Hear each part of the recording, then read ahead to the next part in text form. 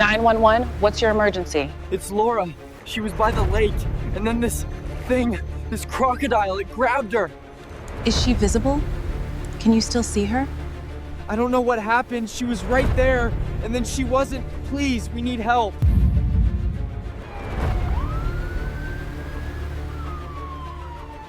Laura Price believed the wild could be trusted, that her quiet presence, her kindness, her conviction that those things could rewrite the instincts of a creature designed to kill. But the Nile crocodile does not negotiate, and on the banks of Lake Baringo in Kenya, it made that truth horrifyingly clear. She was waist-deep in the shallows, reaching for a camera lens cap, moments before she vanished. What followed was not just a tragedy witnessed by friends and locals. It was a mystery captured on camera, a case that would expose not just one woman's fatal mistake, but the dangerous illusion that nature ever plays by our rules. You're watching Animal Shock Stories. Subscribe now to uncover the truth behind real-life wildlife tragedies and tell us in the comments, could this have been prevented? Or was Laura's fate sealed the moment she stepped into the water? Laura Price was 38 years old when she arrived in Kenya, full of passion, curiosity, and a romantic vision of the wild. A British volunteer with a background in amateur conservation and a lifelong fascination with reptiles, she had signed up for a 6-month ecotourism program at a lakeside lodge in Baringo, an area both stunning and dangerous, known for its serene sunsets and the silent shadows of Nile crocodiles just below the surface. From the start, Laura stood out. Unlike other volunteers who maintained a cautious distance from the water's edge, she treated the lake like a living friend. Locals would often see her alone at dawn, perched barefoot on a rock just feet from the shallows, camera in hand, whispering observations as if in communion with the crocodiles themselves. She posted regularly on Instagram, sharing carefully curated photos her crouched beside a basking croc, or extending a long stick with scraps of meat into the water, always with captions that revealed a startling intimacy. "Even monsters need love," one read. Another, "Trust isn't given, it's earned, and they know I'm not afraid." To the lodge staff and local fishermen, her actions were baffling and unnerving. They had grown up with stories of crocodiles pulling livestock and sometimes children into the water with no warning. They told her plainly, "We don't swim here. Even the fishermen don't step in without prayer." But Laura dismissed the fear as superstition. She believed that fear, not the animals, was the real threat. She often spoke about how colonial narratives had turned wild creatures into villains and insisted the crocodiles of Baringo were misunderstood, only dangerous if cornered or starved. She named one of the larger crocs Papa, a dominant male with a scar across his snout. While others viewed him with caution, Laura insisted he had grown to recognize her scent, her presence, even her voice. She claimed he would approach her more calmly than others, and there's video evidence of her sitting near the lake's edge, murmuring softly as Papa glided silently nearby. This bond became the cornerstone of her narrative. In her journal, she wrote, "He doesn't want to hurt me. He knows I'm not like the others."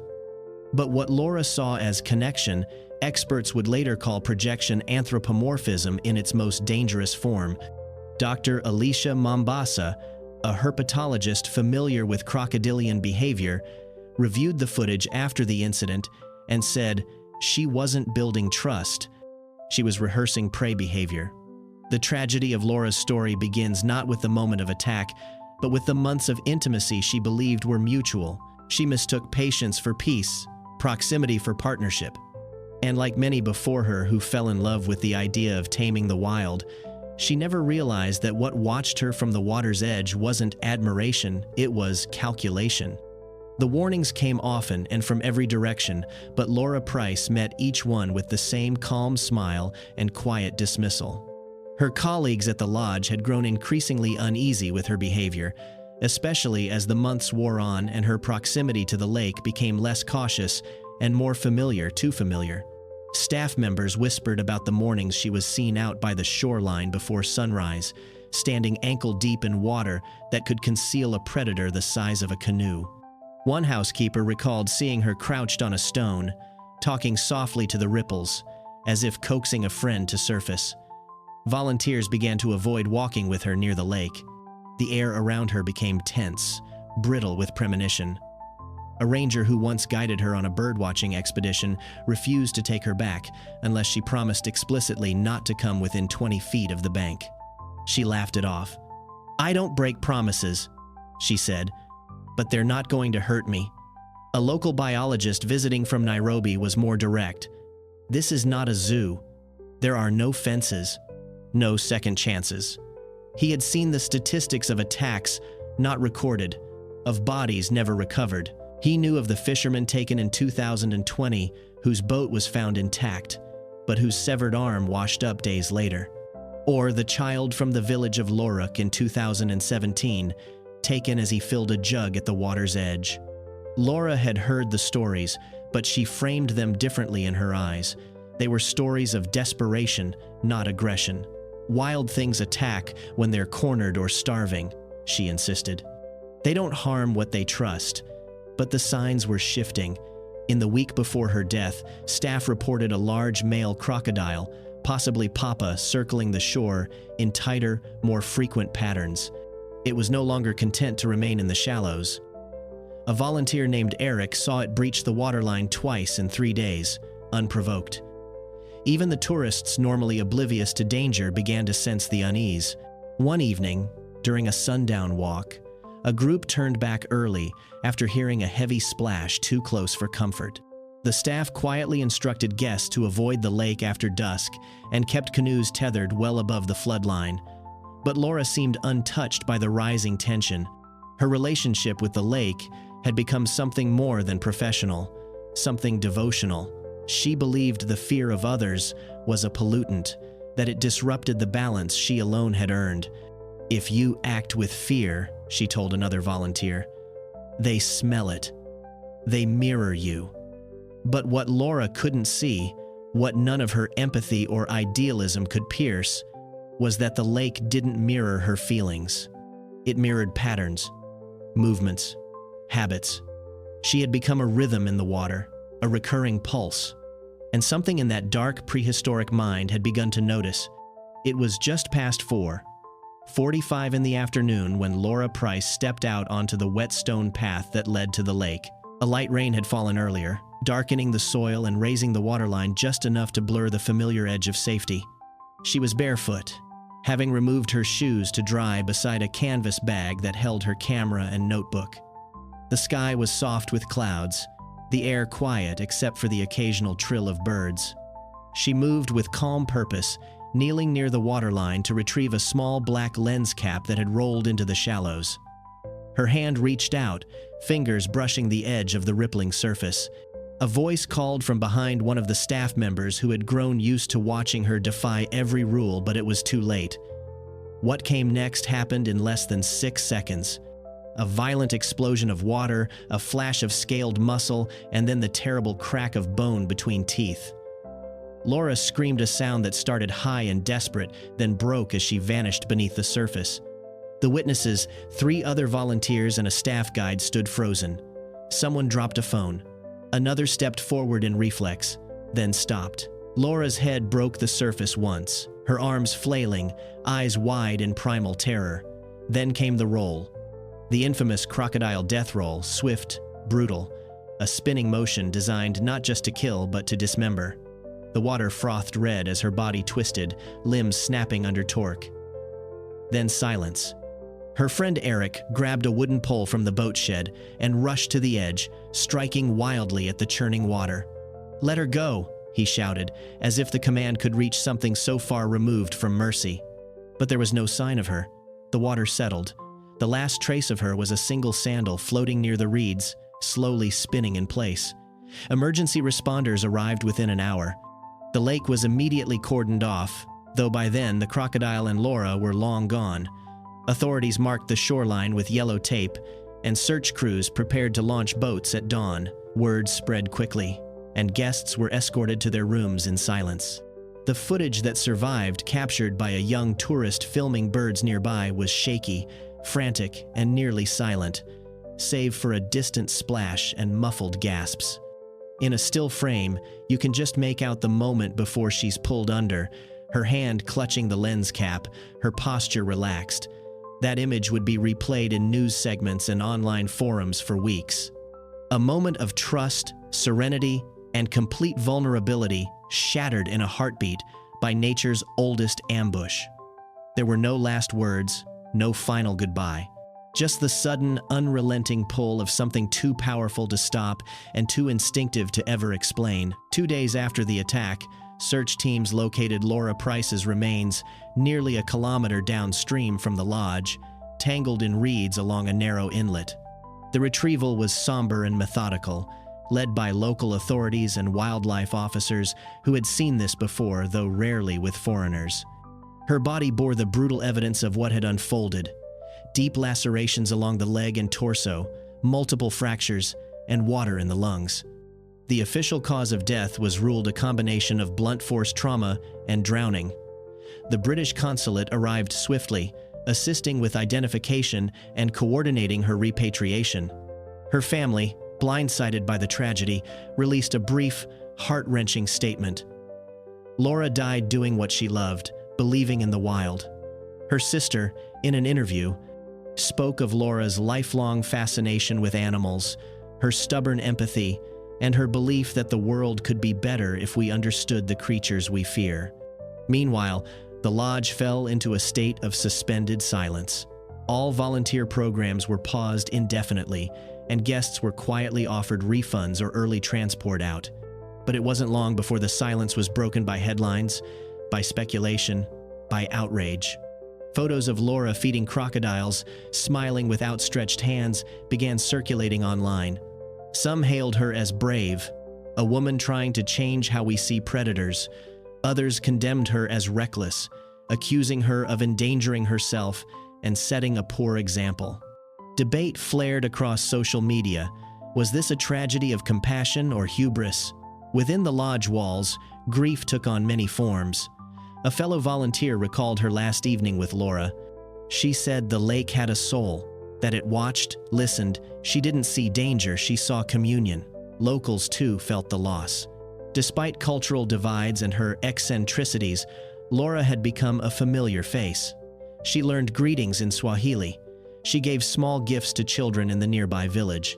For many, she wasn't just a visitor, she was part of the place. And now, her absence echoed painfully along the lake. A memorial was built near the shoreline, just meters from where she was last seen alive. A flat stone bore her name, ringed by candles, folded notes, and faded flowers in dozens of languages, messages from strangers around the world who felt they knew her. But behind the tributes was an undercurrent of fear. If this could happen to her, someone experienced, observant, and respectful, what did it mean for others?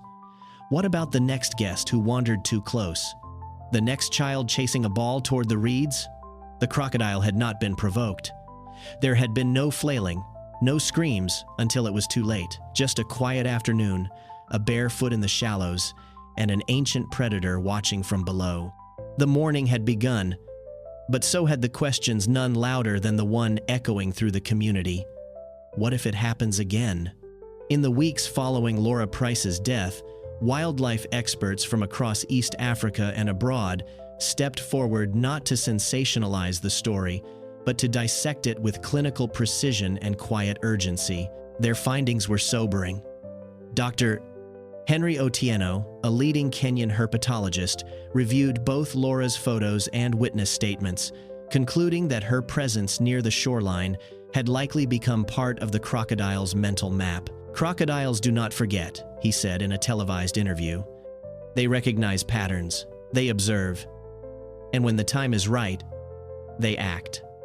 Nile crocodiles, he explained, are apex ambush predators. Their bite force, measured at over 30 pounds per square inch, is designed to crush bone instantly. They can remain motionless for hours, submerged just enough to breathe, eyes breaking the surface like periscopes. And they are particularly dangerous during high water and dusk, when prey movements are less predictable and visibility is low. According to Dr.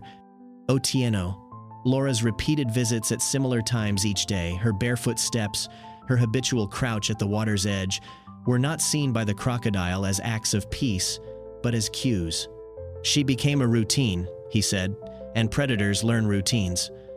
But beyond the biology was something even more concerning: the psychology. Laura's behavior, multiple experts concluded, was a textbook case of anthropomorphism. She didn't just misunderstand the animal, said Dr. Farah Naledi, an ethologist from South Africa.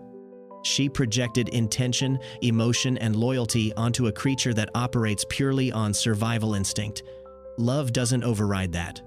Trust doesn't interrupt it. The comparison to other fatal crocodile attacks in East Africa revealed a haunting consistency. Victims were often locals gathering water, children playing too close, or tourists seeking the perfect wildlife photo. Most of these cases never made international news. In regions like Uganda, Tanzania, and Sudan, crocodile attacks are frequent but vastly underreported. Communities build their lives around avoidance, not understanding. And in Laura's case, the tragedy was that she thought understanding made her immune. A Kenyan ranger who had met her briefly summed it up with brutal honesty. She treated it like a child.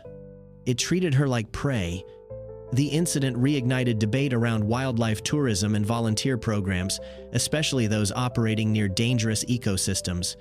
Experts began calling for stricter training, clearer boundaries, and psychological screening for volunteers who work in close proximity to predators. Guidelines were proposed: minimum distance requirements, daily safety briefings, mandatory risk acknowledgement waivers. Because while Laura's intentions may have been noble, they were irrelevant to the laws of nature. The wild doesn't care if your intentions are good, said Dr. Otieno. The wild doesn't read your heart. The tragedy of Laura Price, in their eyes, wasn't just a singular misstep.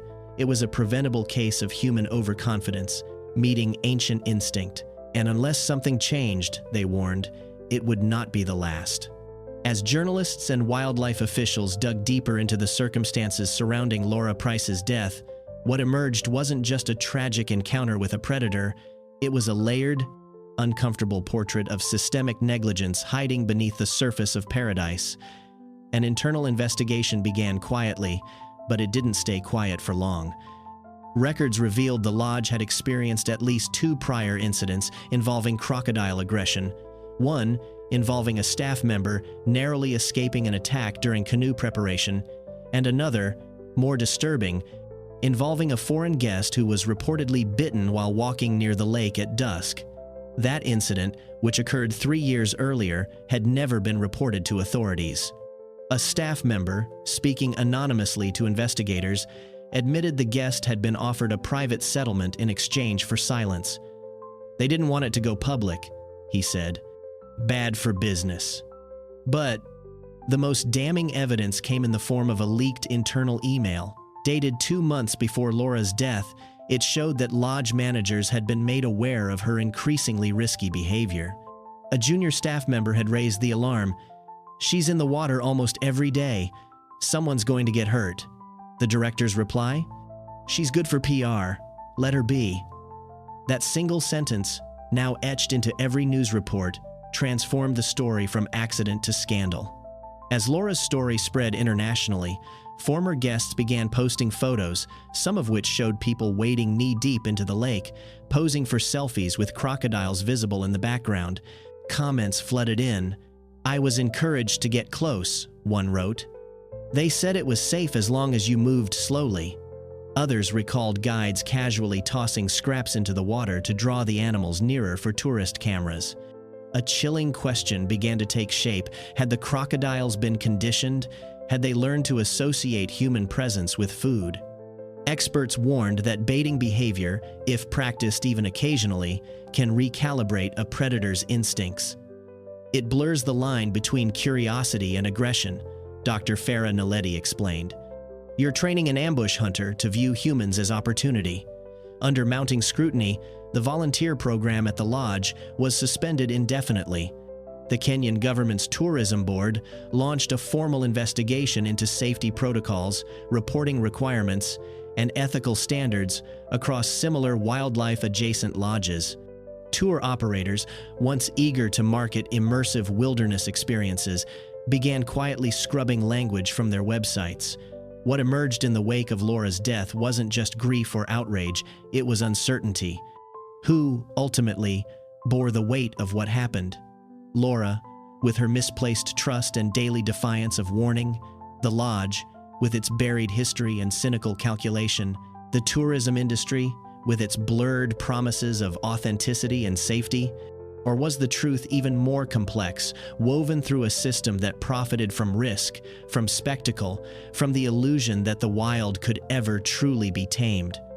In the court of public opinion, no one came away clean. In the end, Laura Price wasn't foolish. She was committed, empathetic, and tragically idealistic. She believed in harmony with the wild, in emotional reciprocity between species, in the notion that if you approached nature with respect and love, it would respond in kind. But nature doesn't respond. It reacts. Her death didn't mark the failure of her passion, but the collision of two incompatible truths: the human desire to connect and the animal's evolutionary drive to survive. Her story became a lightning rod, shared widely, mourned publicly, dissected endlessly. Memorials filled social media with heartfelt tributes from friends, former volunteers, and strangers moved by her dedication. Photos of her smiling beside crocodiles resurfaced, now carrying the weight of hindsight. But alongside the sympathy came a wave of uncomfortable commentary. "She crossed a line that wasn't hers to cross," one user wrote. Others were less gentle. "She treated a killer like a companion." These weren't attacks on Laura's character, but on the dangerous myth she embodied that love is a shield, that intention is enough. Experts joined the conversation with blunt reminders. "Crocodiles don't betray trust," said Dr. Farah Naledi. "They don't make it." In the aftermath, the lodge installed permanent steel barriers along the shoreline and posted stark new warnings in multiple languages. No entry, no exceptions. The volunteer program was overhauled. Guest safety protocols were rewritten, but for many, it all came too late. Laura had become the face of a larger cautionary tale, not just about crocodiles, but about the very human need to see ourselves reflected in the wild. Her story now lives in documentaries, safety briefings, academic case studies. A soft-voiced woman who believed the lake had a soul and who walked into its arms expecting reverence, not ruin. As the camera lingers on the quiet shoreline where she once stood, we're left not with answers, but a question. Can you love something that's only ever seen you as meat? The wind moves gently across the water. Somewhere, unseen, a ripple breaks the surface. On-screen text fades in, stark against the blue. Instinct doesn't ask for affection, and it doesn't wait for your goodbye.